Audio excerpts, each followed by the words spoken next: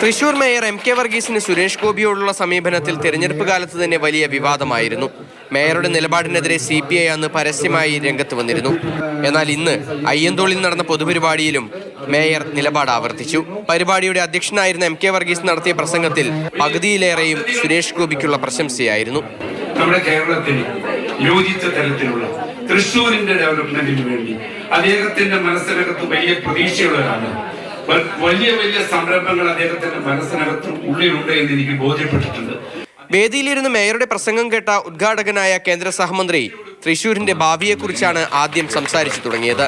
പിന്നാലെ മേയറുടെ രാഷ്ട്രീയത്തിനപ്പുറമുള്ള നിലപാടുകൾക്കും വികസന കാഴ്ചപ്പാടിനും സുരേഷ് ഗോപിയുടെ അഭിനന്ദനം. ആ രാഷ്ട്രീയത്തിൽ നിന്നുകൊണ്ട് ഒട്ടുമേ ഇഷ്ടമില്ലാത്ത എന്റെ രാഷ്ട്രീയം ഒരുപക്ഷെ തെരഞ്ഞെടുത്ത് അതിനു മുമ്പ് നോമിനേറ്റ് ചെയ്ത ഒരു പ്രതിനിധി കൊണ്ടുവന്ന് ന്യായമായ കാര്യങ്ങൾ ജനങ്ങളുടെ സൗഖ്യത്തിലേക്ക് എത്തിച്ചു കൊടുത്ത ഒരു മേയർ എന്ന നിലയ്ക്ക് ആദരിക്കാനും ശ്രമിക്കാനും മാത്രമാണ് തോന്നുന്നത്.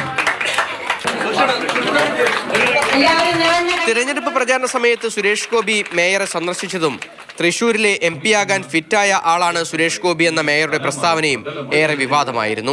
ഇന്നത്തെ സംഭവത്തിൽ CPM CPI നേതാക്കൾ കൂടി പങ്കെടുത്ത പൊതുപരിപാടിയിൽ നടന്ന പ്രസംഗങ്ങൾ LDF-ൽ തന്നെ വലിയ ചർച്ചയായിട്ടുണ്ട്.